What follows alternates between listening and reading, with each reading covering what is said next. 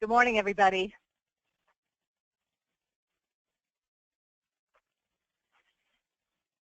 Take a look at this photo.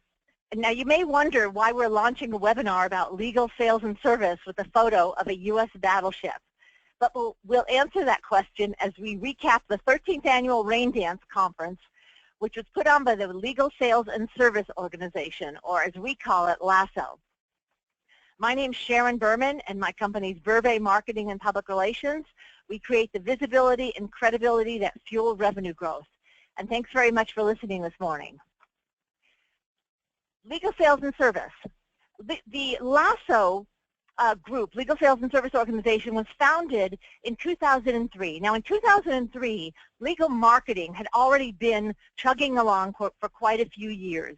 But legal sales was really in its infancy. And the founders of the organization felt that there just really wasn't anywhere to go to find information, resources, best practices specifically about legal sales and service as opposed to marketing. And so they founded the organization, which leads to the question really, what is the difference between legal marketing and legal sales and legal business development?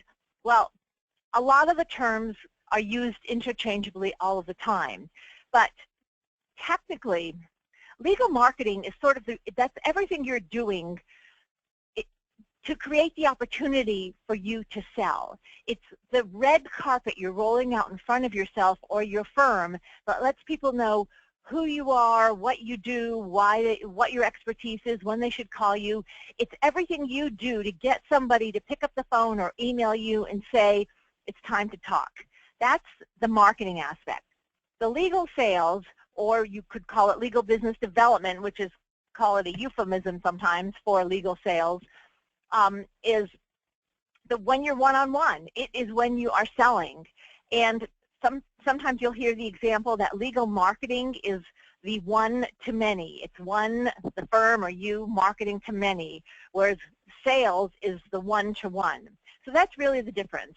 And you'll hear all sorts of terms, of course, client relationship development, client development, business development, used all interchangeably. But really, the focus at legal sales is on the selling, the actual sales aspect of getting legal business, and that could be through a lawyer or a non-lawyer, and that's really where the trend is going. We'll talk more about that. Legal marketing and for example, the Legal Marketing Association has their conference, which is the RainDance conference put on by LSSO, the Legal Marketing Association conference. They're both great conferences. They're just very different. Legal marketing is about 1,400 people. LSSO is probably somewhere no more than 150 people, talking about a lot of different topics. Both have their place. Both are great in terms of substantive information, idea generation, thought-provoking, and great networking. So they both you do well to have them both on your calendar. Okay, now in terms of the people involved in legal marketing and or more really legal sales, most of them are wearing multiple hats still. In today's world, while there is a slow-moving trend for firms to have a separate marketing person and a separate business development person or salesperson, most often you'll find one person wearing both hats. Okay, so one of the main things about people in the sales role are they're client-facing, in a sense of they are really on the front lines. They're the ones who are going out, who are prospecting, who are meeting with clients, maybe with the lawyer in terms of how they can expand the business for the penetration, but they are really on the front lines. And a lot of times, marketing people, as skilled as they are, may not have that same experience in terms of sales. So that's often one differentiator. Okay, so this is a recap of the conference. It was a 2-day conference, so necessarily we're going to be talking at a very high level here and going through this. But you'll see who was speaking, and you can delve into that more deeply, and we're happy, of course, to answer any questions or steer you to somebody else who can do that. Okay. The conference kicked off with Dr. Jeffrey Kaplan, who's President and CEO of the J. Allen Group. he was talking about team transformations. He's the author of several books, speaks all over the world.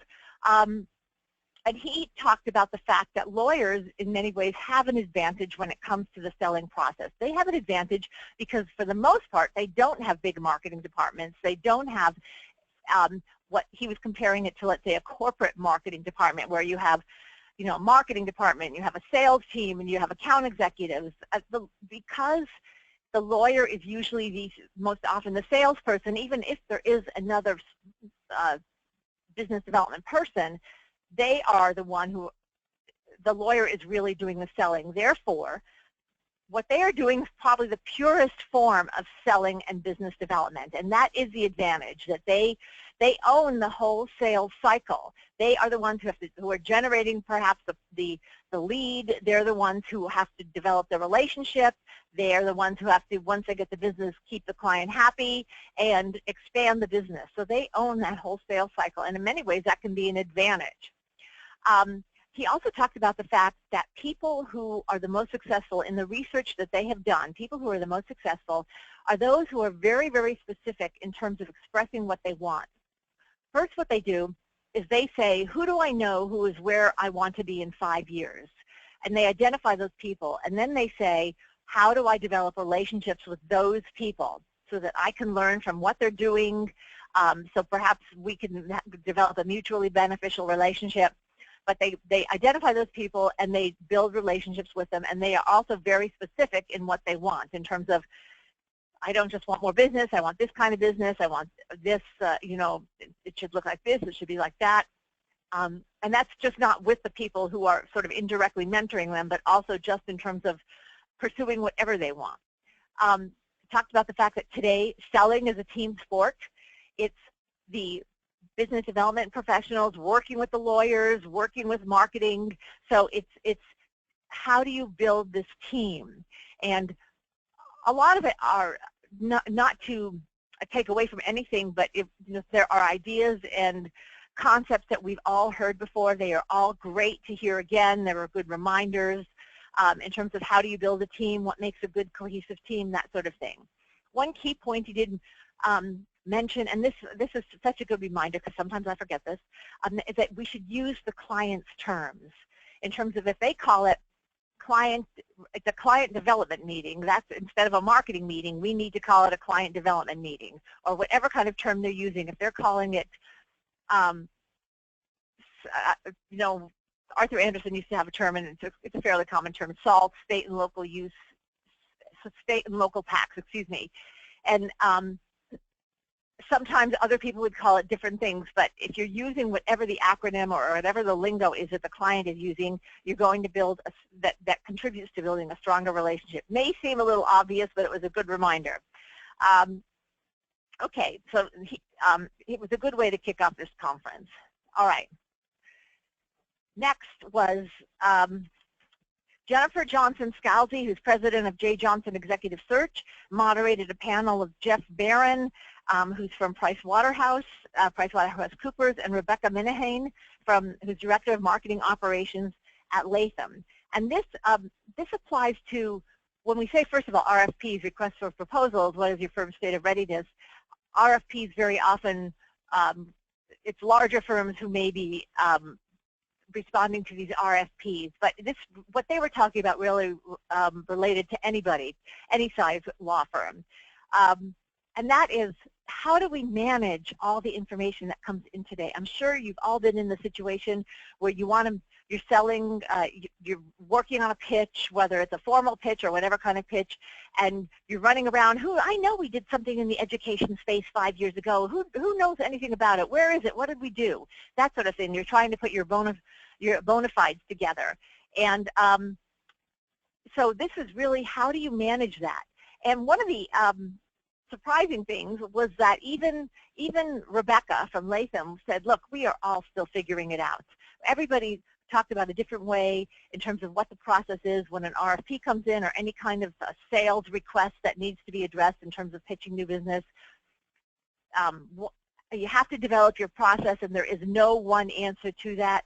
They talked about this experience database, which Most firms, a lot of firms have developed them, but at the same time, a lot of firms are still grappling. Surprisingly large and well-known firms are still grappling with how do we develop this experience database so we know what our Singapore office has done and our Atlanta office has done. We can use all of that to sell something that's from, I don't know, from the New Jersey office. So no matter what size firm you are, you really want to have this database. So even if it's like, okay, what's the background of all of our lawyers so we know what they've done and we can use that in our selling. That can be, there's all kinds of software to manage that, or it can be whatever kind of simple software you can use to put that together, but that's really important to have. It's really important, very important to just no matter what kind of material, no matter what size firm, to update your material regularly.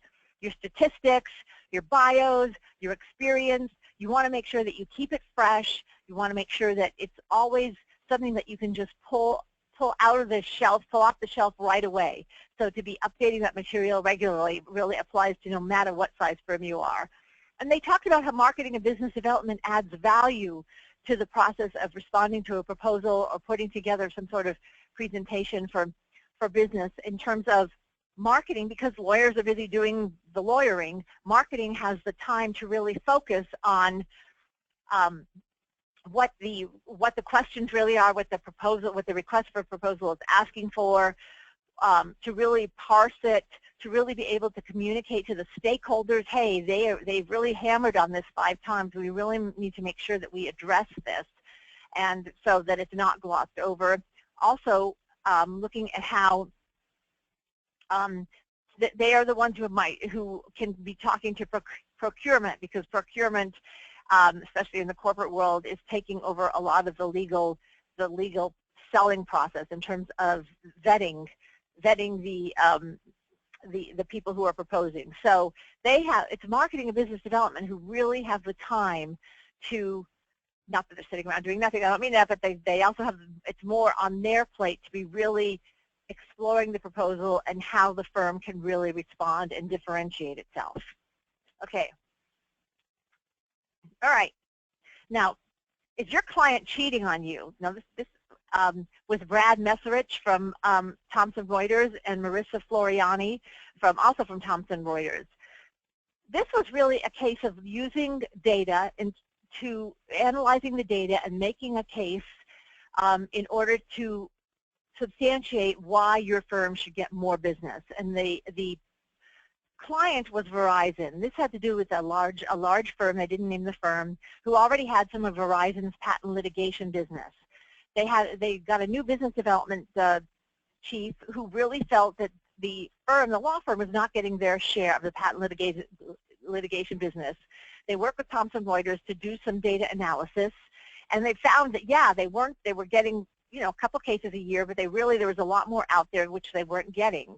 And so what they did was they analyzed the data and they looked at how to make a case for why they should get more business. And when they really dug deep, they found that they were resolving these matters more quickly than the other firms who are doing work. They were all doing work for Verizon, and they found that statistically their matters were getting resolved more quickly than those of some of the other firms.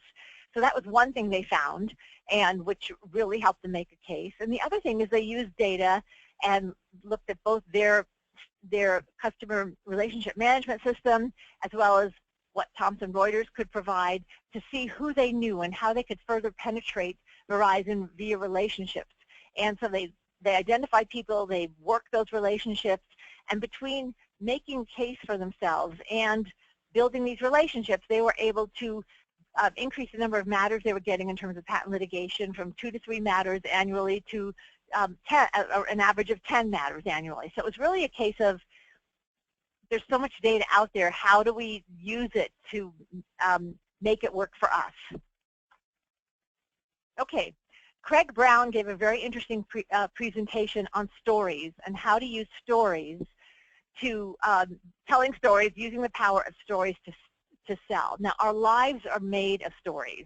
So if we keep our eyes and ears more open, we can be finding stories everywhere, stories that can help us make a point, prove a point, and make it memorable, because stories help us remember. they help us inspire, they motivate, they persuade, they create understandings, and they create a core set of beliefs. So they can be very, very powerful. And he said when you're developing stories, he suggested that you use this acronym, keep it in mind, which is stories should be very simple.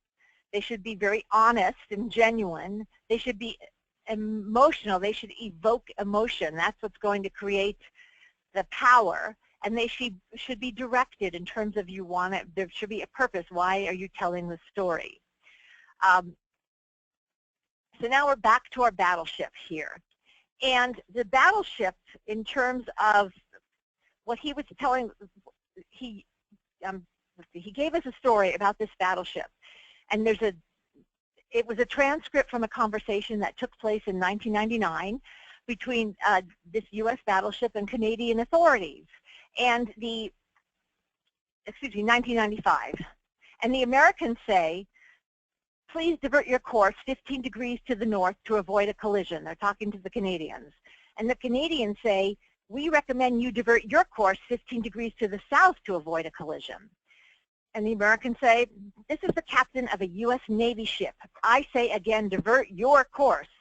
Canadians, no, I say again, you divert your course. Americans, this is the aircraft carrier USS Lincoln, the second largest ship in the United States Atlantic Fleet. We are accompanied by 3 destroyers, 3 cruisers, and numerous support vessels. I demand that you change your course 15 degrees north, that's 15 degrees north, or countermeasures will be undertaken to ensure the safety of the ship. The Canadians say, we're a lighthouse, you choose. And so this story can be, you have this story, so this story can be used in several ways to make a point. Now, the immediate point, or learning, as Craig would say, that came to me from this was the fact that it's a reminder to check your presumptions, right? They were presuming that this is another ship when it wasn't another ship. If you think about it, they're different. You can parse this story so that you could make different points and use it to make different different points. It could be in terms of, you know, the power of better communication, or it could be used in different ways. So I would say Craig had a really good point in terms of, a lot of times what we do is we think, oh, I have to make this point. Let me find a story that can do that. Whereas he's saying, look at the stories, find good stories, and then go through your little library of good stories, and then you can figure out, oh, this one made this battleship story was used to prove this point, but it could also prove this point. So I think he had a really good suggestion in terms of find and save good stories. We always hear these great stories, and then our minds go blank when we have to think of something. So find the good story and figure out how you can use it to make your point, as opposed to you have your point and now let me find the story. And find and save good stories. And then as another point that came up that was a very strong point in this presentation was also, before you start coming up with the solution in terms of your different stories, in terms of if you're going to pitch something and or you're talking to a client, you're in a proposal meeting, is to make sure to ask the history of what they have done already, as opposed to, going through the whole story and then they say, oh, we did that already. So always ask the history of what the client or prospect has done to find the solution before you launch into whatever you have to say. Very good advice. Okay. I think the audience was very engrossed by Sheila Ardalan's presentation. She is Director of Business Development at Freeman & Smiley. And this was basically more of an interview and telling her story about how she has become a rainmaker at the firm, and she's not a lawyer. And she's done that by, at first she was a paralegal, so she became very knowledgeable about real estate law. She became building relationships with the clients and that she was working with and the people she's been working with. She is very driven by protecting and building her relationships and putting the client first. A lot of times sometimes she'll have clients come to her, or other lawyers come to her or clients come to her, and she will do whatever it takes to find the right person, the right lawyer, the right trusted advisor, even if sometimes that's not with the firm, because her most important thing is making sure that she's putting the client first, and then that way she's bonding the client to the firm, her and the firm. She's become the point person in many ways for client contact, and she's become a rainmaker at the firm. And sitting in an audience with mostly non-lawyers, I think everybody was really intrigued about how she did this. Now, it was great to hear what she had to say, and I also think we were most impressed by the fact, or I should say, to me, I know she encounters resistance in terms of, well, you're not a lawyer, maybe this isn't the role you should be playing, that sort of thing. But she's a woman who grew up in Tehran when there was bombing and bullets and everything, so she really is in many ways uncowed by a lot of this. And it's really helped her build this book of business that's made her extremely valuable to the firm and very, very highly regarded. So that was it was engrossing to hear what she had to say.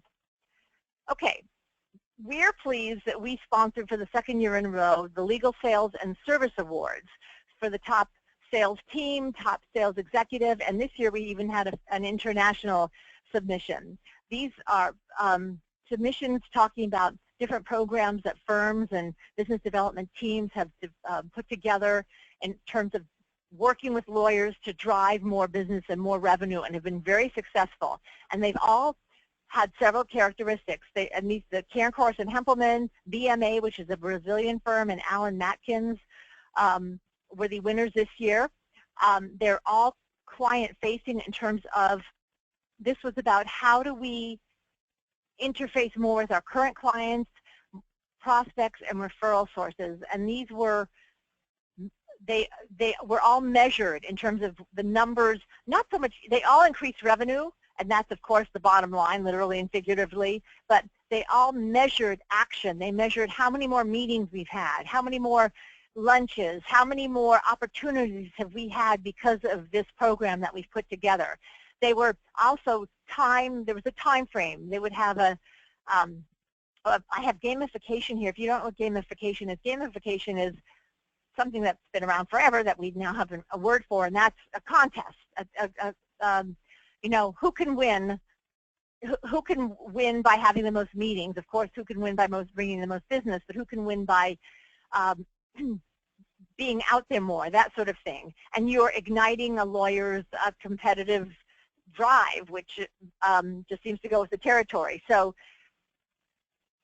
there's usually a time frame around this. It might have been for 90 days. It might have been for 6 months. And I think that makes it a lot more, in a sense, palatable. And you know it's not something that's going on forever. So it's okay, I'm going to compress all my effort into these 6 months. That doesn't mean that you don't do it for another 6 months, because these usually renew because they're so successful. But at the same time, I think it's easier to get your mind around this defined period of time.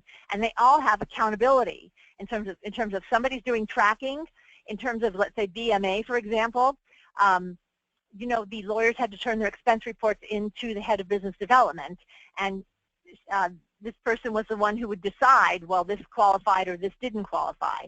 So I would say that the fact that the competition with the gamification, the measurement in terms of really tracking, and the accountability, as well as the fact that these are all client-facing, are very powerful.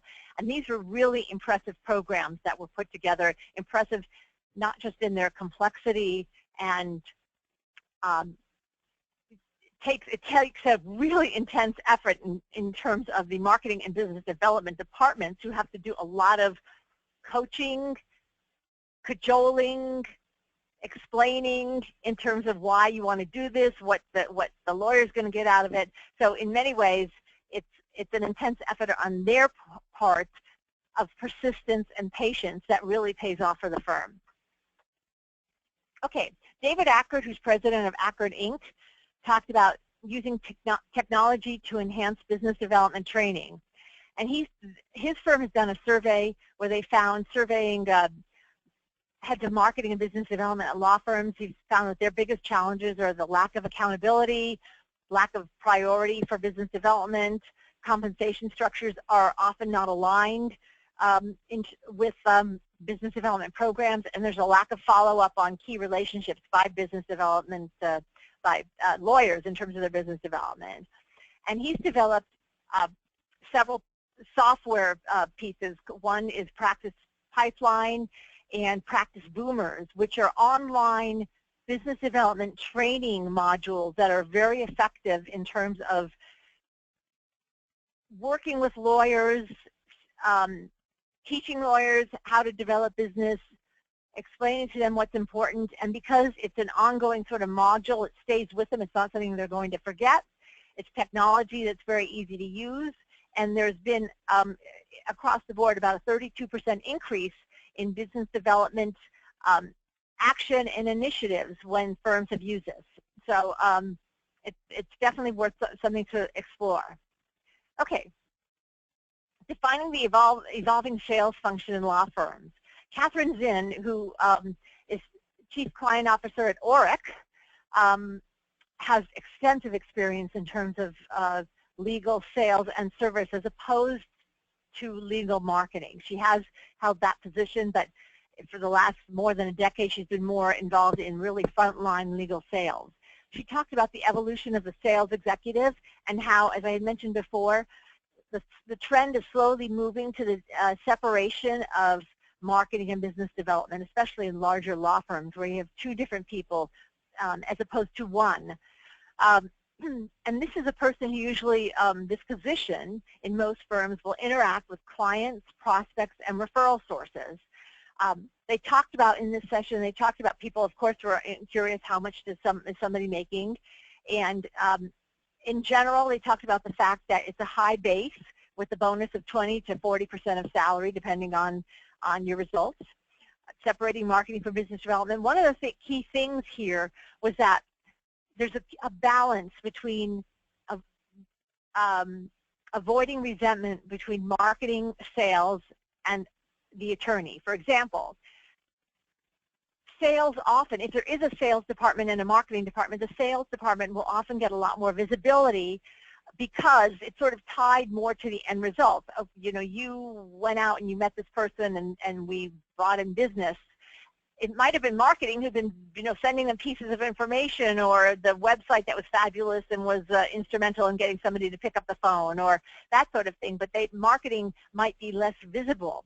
So it's sales who often gets a lot of the credit, and so there can be some resentment there between sales and marketing. There can also be some resentment because maybe it's really sales who made the initial call, and or after marketing had really laid out the red carpet, and then brought the attorney in, and then it's the attorney who is saying that, you know, I'm the one who should get all the credit in a sense.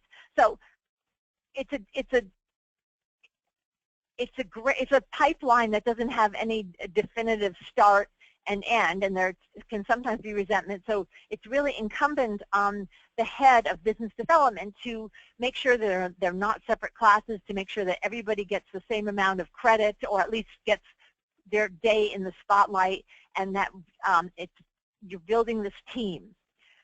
The other thing is that people ask, well, what makes people, what are the traits of people who are successful as a law firm salesperson? And this is really, it's a really intriguing question, because having watched this for a long time, I've seen a lot of people who look like they could be great at it fail. So one of the things is they have to have empathy for the client. They have to, of course, have grit and drive. They have to be resilient. They have to have an intellectual curiosity. They also have to be a coach, because they are working with the lawyer. They may open the door, but they're the ones usually bringing in the right lawyer to the party. So they have that coaching aspect. They have to like lawyers, because if that's not going to work if they just don't like it. And they have to have a sense of humor. So these were the, in terms of, Catherine asked the room what they thought the traits were that made people most successful in this role. And those were the ones that came up across the board, no matter what firm. Okay. There's every year at the LSSO conference, at the RainDance conference, there's a panel of general counsels. And this year, a lot of times the information are things we've heard before, things that you would guess, but some of the things that came out, or the key points that came out to me this year, was the emphasis on what differentiates the firm. Deep industry knowledge of their business, of the general counsel's business, is really important. Deep industry knowledge really differentiates you, and it can't be faked. They know. They think diversity is important, but don't rub it in their face. And if you're going to bring in an ethnicity because you think that's going to make a difference, there's a reason they have to be there, meaning they have to bring some sort of substantive expertise, not just because, well, we're going to show you we're diverse. Somebody had asked about, did they look at their alerts, the news alerts, client alerts, that sort of thing, and most of them said they didn't, but the people on their teams did, because they're at the top and they have teams of lawyers, that they knew that their teams did, but that if they came to you and said, hey, I just got an alert from another firm about something that that's in your area, you need to be able to tell me about it. It's not so bad that I get an alert from another firm, but if I come to you and you go, oh, I've never heard about that, that's not the best position to be in. They believe that they get the most value for fees in general from the partner. They talked about the value of the non-lawyer, and this is Tracy who mentioned this, because she's legal operations, and she felt that it was really important and very helpful on a team of not in-house lawyers, a team of lawyers at your firm, to have somebody who's a non-lawyer that she could talk to about administration or invoice processing or something like that. So that's something to consider. If there's bad news about your firm, you want to make sure that you let them know before they hear about it in the news. And also talked about, in terms of process improvement, that if you profess to have process improvement, if you have, project management and your marketing materials or your website is claiming that you're so much more efficient because of this, that you better be able to demonstrate it to them in your work with them, because they mentioned that a lot of times marketing material says that, hey, we've done all of this, but they didn't see anything or any evidence of that in working with the firm, or the way the invoices were processed, or the way the budgeting was done, or anything like that. So that was a very interesting session. One thing, too, I want to mention is that David Freeman of law firm Culture Shift also gave a very interesting presentation having to do with teams and cross-selling. I don't really have time to go into it right now, but I do want to give him credit. It was very interesting. It kept us involved, and if you get a chance to see or hear him speak, it's definitely worthwhile. Okay, our next webinar is going to be on Thursday, July 14th. Please stay tuned. We'll be getting more information out. Thanks so much for listening today. Again, I'm Sharon Berman, Burbank Marketing and Public Relations, and we'd be happy to answer any questions or give you more information about any of these sessions. And please mark your calendars for next year. The LSSO conference is usually held about the same time, the first week of June, so it's definitely worth being on your calendar. Thanks so much. Bye.